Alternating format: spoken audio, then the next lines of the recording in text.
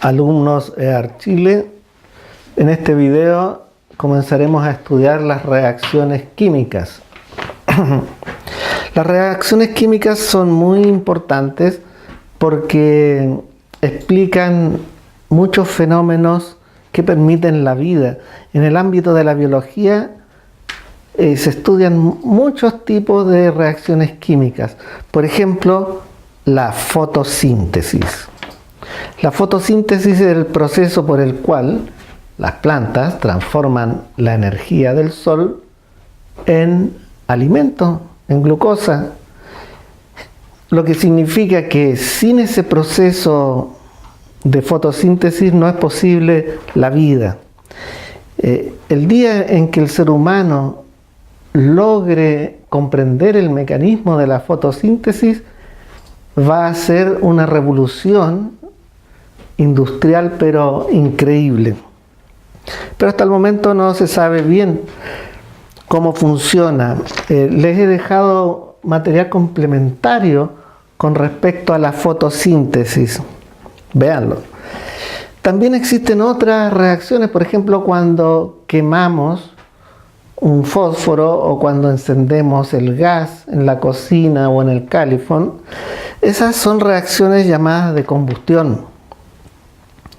Tenemos la respiración celular. Son reacciones químicas que ocurren en nuestro cuerpo.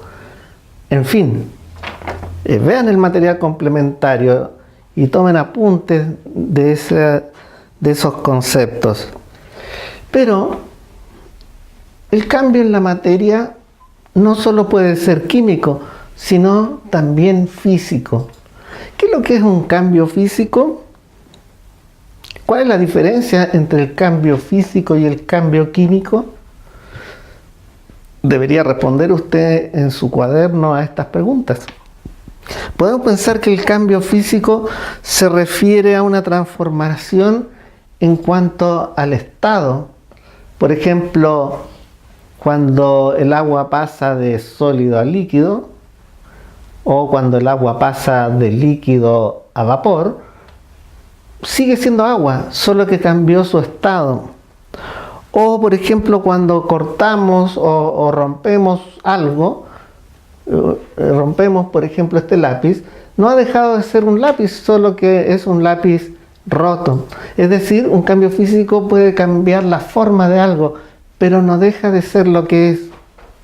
En cambio, una transformación química es más profunda. Cuando algo cambia químicamente, significa que se originan nuevas sustancias, algo que no había antes. Como el ejemplo de encender un fósforo. En un comienzo tenemos madera y pólvora, y después tenemos gases, tenemos calor y tenemos cenizas, algo que no era antes. ¿Cómo podemos reconocer una reacción química? Hay varios factores. Ahora aquí hay que tener cuidado, ¿eh? No siempre que los veamos significa que hubo una reacción química, pero si los observamos es probable que haya ocurrido una reacción química. Por ejemplo, emisión de luz.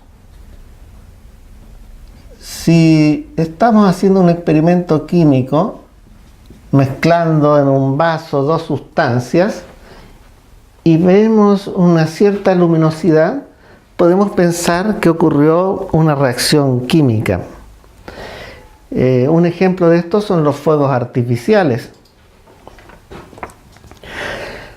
Si nos damos cuenta que hay emisión de calor, por ejemplo, estamos haciendo un experimento científico y tocamos el vaso precipitado donde estamos mezclando nuestros reactivos, lo tocamos y sentimos el vaso a mayor temperatura de lo que podríamos pensar, entonces diremos que es probable que esté ocurriendo una reacción química. Por ejemplo, cuando se mezcla hidróxido de sodio con agua. Si vemos desprendimiento de gases, mezclamos nuestros reactivos y observamos que salen gases de ahí, entonces también podremos sospechar que ahí está ocurriendo un cambio químico. Por ejemplo, en la efervescencia y empieza a burbujear, sale dióxido de carbono, por ejemplo.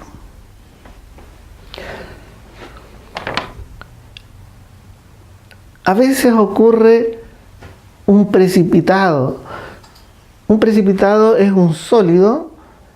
Imaginemos que A y B son líquidos, los mezclamos y en la medida que pasa el tiempo empiezan a aparecer unos cristales y caen al fondo del vaso. A eso se le llama un precipitado. Cuando vemos ese fenómeno, formación de sólidos en el fondo del vaso, también sospecharemos la ocurrencia de un cambio químico. Puede haber un cambio de color. Un cambio de color también será indicio de una transformación química en lo que estamos haciendo. Ahora, en este proceso de mezclar sustancias y que se produzca un cambio químico, siempre va a haber una transferencia de energía del lugar donde está ocurriendo la reacción química hacia el entorno, o viceversa, desde el entorno hacia el reactor. A veces, para que ocurran las reacciones químicas, por ejemplo, tenemos que aplicar calor, fuego, mediante un mechero Bunsen. Se llama mechero Bunsen porque lo descubrió Bunsen y genera mucho calor. Pero a veces no es necesario administrar calor a nuestro experimento, sino que sale el calor de ahí. Es decir, tenemos que hacer lo contrario, enfriarlo. Pero lo que está ocurriendo es que hay intercambios de energía, generalmente o siempre en las reacciones químicas. Cuando hay liberación de energía, diremos que se trata de reacciones exergónicas. Reacciones yo lo resumo como RX y reacción química lo resumo como RXQCAS. Reacciones exergónicas,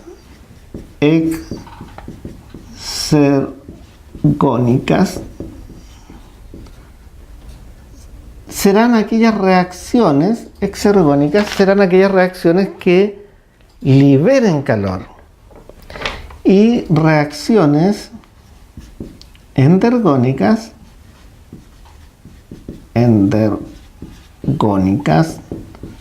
serán aquellas que absorban calor.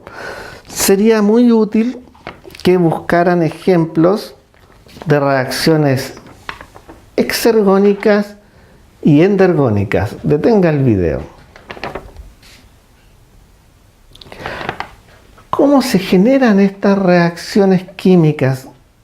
¿Cómo podemos producir que mezclemos A con B y podamos crear un nuevo producto químico?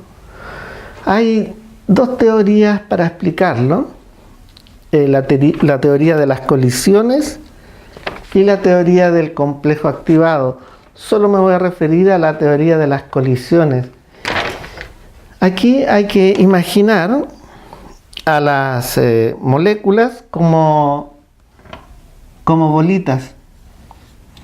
Por ejemplo, aquí, esta puede representar un átomo de nitrógeno unido a dos átomos de oxígeno. y queremos que reaccione con monóxido de carbono, que lo vamos a representar de esta manera. Ahí, CO, carbono, oxígeno, y ahí.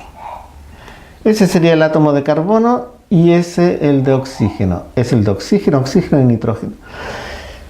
Entonces la teoría de las colisiones dice que las moléculas chocan entre sí, pero no sirve cualquier tipo de choque. Tiene que ser un choque efectivo. Choque efectivo. Un choque efectivo dice que tienen que tener la energía necesaria para que puedan chocar. No pueden chocar así suavemente esta molécula con esta, no. Tienen que tener la energía suficiente, un buen choque. Tienen que estar en la dirección correcta. No me sirve que choque el nitrógeno con el carbono. Queremos que choque el carbono con ese otro oxígeno.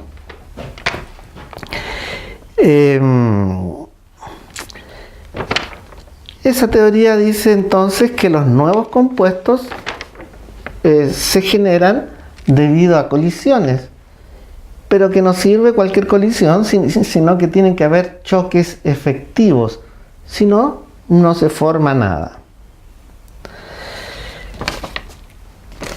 Las reacciones químicas en general las podemos representar mediante ecuaciones químicas. A pesar de que tiene la palabra ecuaciones, no se parece tanto a las ecuaciones matemáticas que estudiamos en séptimo, en octavo. Pero se les llama así. Para comprenderlas vamos a imaginar un experimento virtual. Pensemos que estamos en el laboratorio y tenemos un vaso precipitado. Ahí vamos a mezclar dos reactivos llamados A y B. Supongamos que están en fase líquida. Ahí está A y ahí está B. Esperamos a que ocurra la reacción. No sé, podemos ponerle fuego, revolver, no sé, esperamos un tiempo y vamos a observar, qué sé yo, después de una hora, qué es lo que hay en nuestro vaso precipitado. Y vamos a observar lo siguiente, que A se ha achicado y B también. Y ha aparecido un pequeño trazo de algo nuevo, llamémosle C. Luego, de punto suspensivo, dejamos pasar más tiempo, por ejemplo, una semana. Esta historia puede tener dos finales. ¿Qué finales puede tener esta historia del laboratorio? Detenga el video. Bueno, un final es que explote el laboratorio, pero la pregunta no va a eso, sino a qué puede quedar dentro de nuestro vaso precipitado. Un final puede ser que haya desaparecido completamente el reactivo A y B y solo tengamos el nuevo producto llamado C. Y el otro final que puede suceder es que hayan disminuido mucho A y B. Voy a ponerlos así. Ahí está A y ahí está B. Y C haya crecido. Es decir, un final en que hay de los tres componentes presentes. En el primer caso, podemos decir que A más B se transformó en C. Así lo escribimos como una ecuación química.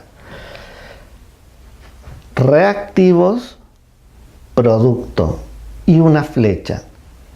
Observe que la ecuación química no nos dice cuánto tiempo demoró, ni cuánto de A usamos, ni cuánto de B usamos, ni cuánto de C usamos.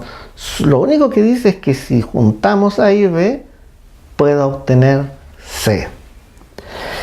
Y el otro final puede ser representado así: A más B, doble flechita,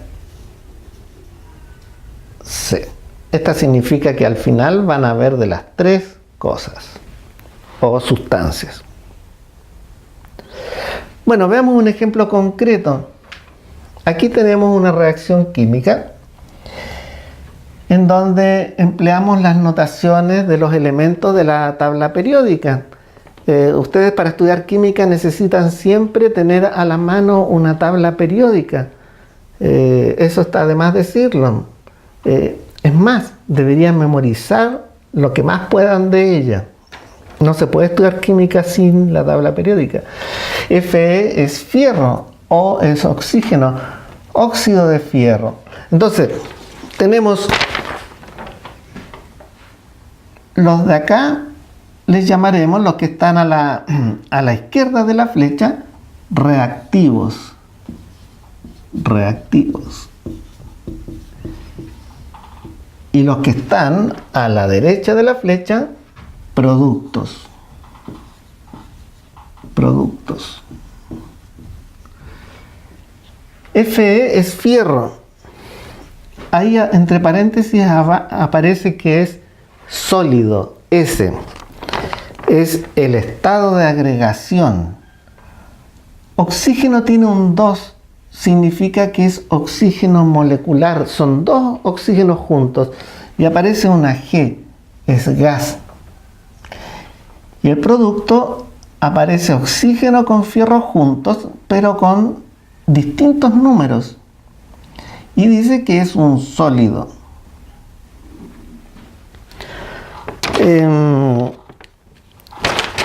Así se escriben las reacciones químicas en general.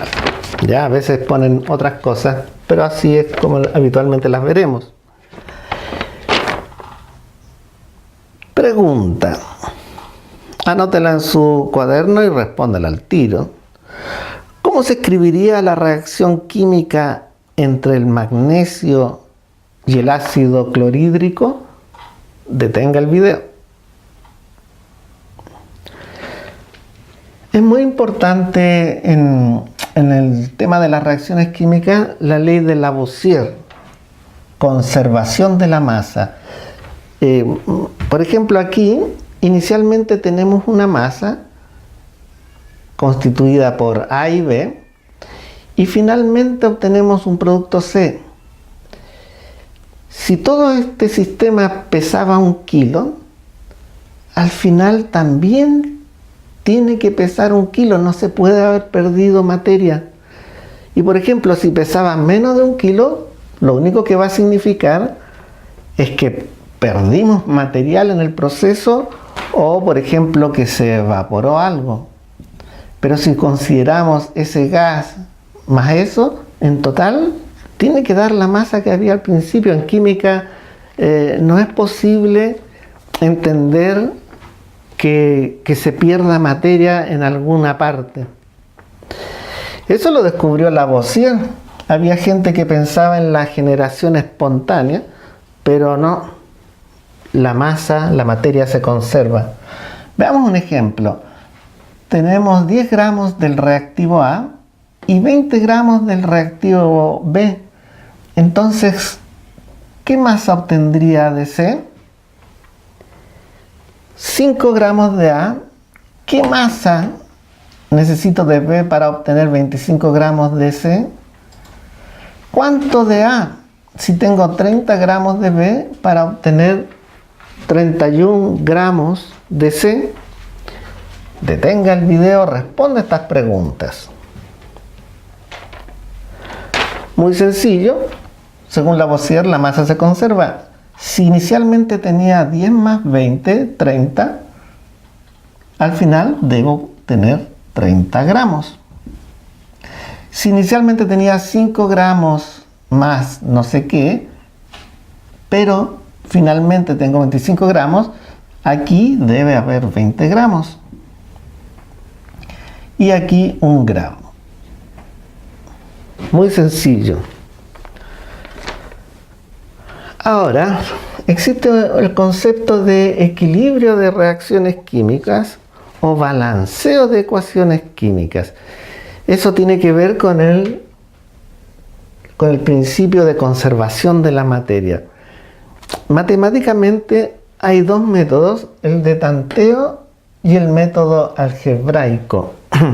Vamos a ver los dos, si nos alcanza el tiempo.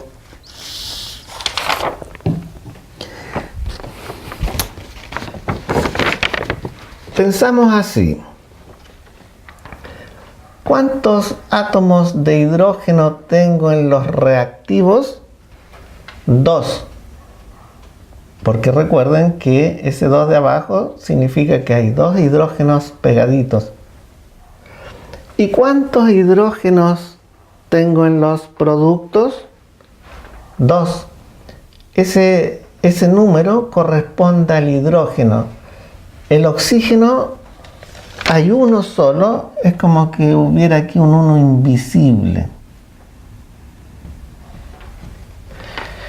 Entonces nosotros decimos, perfecto, tengo la misma cantidad de hidrógenos en reactivos que en productos. Ahora tenemos que ver el oxígeno. Tengo 2 átomos de oxígeno en los reactivos y solo 1 en los productos. Por lo tanto, para que hayan la misma cantidad de oxígeno, yo pongo un número adelante, 2. Y pienso así, 2 por 1, 2. 2 oxígenos.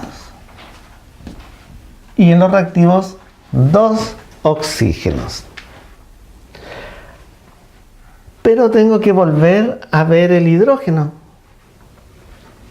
Tengo 2 hidrógenos en los reactivos y en los productos ahora tengo 2 por 2, 4 hidrógenos. Este 2 que ponemos adelante afecta a ambos. Ahora ya no tengo la misma cantidad de hidrógenos. Entonces pongo un 2 aquí. Y tenemos 2 por 2, 4 hidrógenos. Ahora sí tengo la misma cantidad de hidrógenos y de oxígenos. Siempre tengo que volver a checarlo. 2 por 2, 4 hidrógenos. 2 por 2, 4 hidrógenos. 2 oxígenos. 2 por 1, 2 oxígenos. Ese es el método del tanteo. Ahora vamos a ver el método algebraico. En el método algebraico no tengo que pensar tanto, sino que tengo que hacer cálculos matemáticos. Pongo aquí una letra A, una letra B y una letra C. Se trata de descubrir sus valores. Y analizo el hidrógeno primeramente. Digo, ¿cuánto hidrógeno hay? 2 por A. Y aquí no hay más, entonces digo, tiene que ser igual al hidrógeno que hay en los productos. 2 por C. Puedo, igual que en ecuaciones matemáticas, simplificar ese 2. Y queda A igual a C. Hago lo mismo con el oxígeno y digo, ¿cuánto oxígeno hay en los reactivos? 2 por B. No hay más oxígeno, pongo es igual. ¿Y cuánto hay de oxígeno en los productos? 1 por C. C. Si hubieran más compuestos seguiría con esta lista, pero aquí solamente hay 2. Luego pienso de la siguiente manera. Tengo que encontrar A, B y C. Pero le vamos a dar un valor a uno de ellos. Y el valor que ustedes quieran. Por ejemplo, por comodidad, voy a elegir que B vale 1. Este valor no lo calculo, me lo doy. Y pude haber elegido A B o a C. Y pude haber elegido no 1, sino otro número, 20 por ejemplo. Eso es libre. Pero los otros 2 valores tengo que calcularlos. Y digo, si B vale 1, entonces ¿cuánto vale C? 2 por 1, 2. C vale 2. Y ahora veo la ecuación de arriba y digo, si C vale 2, entonces A vale 2, porque C es 2. Y de esa manera, ocupando matemática, puedo encontrar los valores de estas incógnitas y los colocamos en su ecuación. A es 2, B es 1. El 1 recuerden que en general no lo anotamos. Podríamos poner 1 aquí, pero el 1 no lo anotamos, asumimos que está ahí. Está como invisible. Y C es 2. Lo mismo que habíamos obtenido por el método de tanteo. Una observación. Hay gente que no les gusta la matemática ni el álgebra y prefieren hacer por el método de tanteo. Y otras personas no les gusta estar pensando y borrando números y se tardan media hora en descubrirlos y prefieren el método algebraico.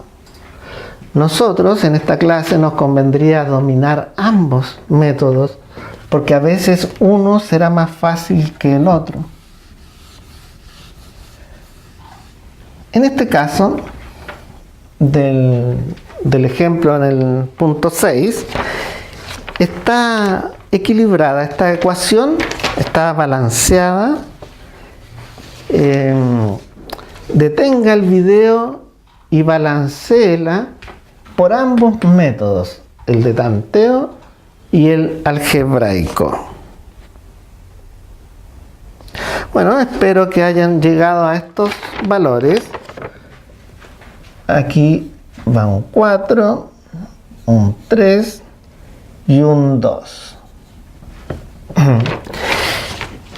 Observen algo. Siempre tengan en cuenta que pueden cambiar en el equilibrio de las reacciones químicas, en el balanceo. Los únicos números que podemos borrar y cambiar son estos números grandes de adelante. Pero estos pequeños, estos, no los podemos tocar. Si cambiamos estos números de abajo, estamos muy mal. Lo único que podemos hacer es cambiar estos números de aquí y llegar a los números correctos. Recuerden eso. A estos números que van adelante en las reacciones químicas reciben un nombre un poquito largo. Se llaman coeficientes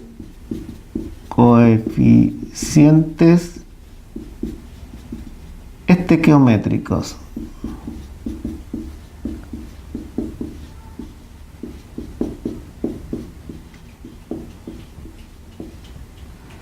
He anexado a esta clase material, así que véanlo.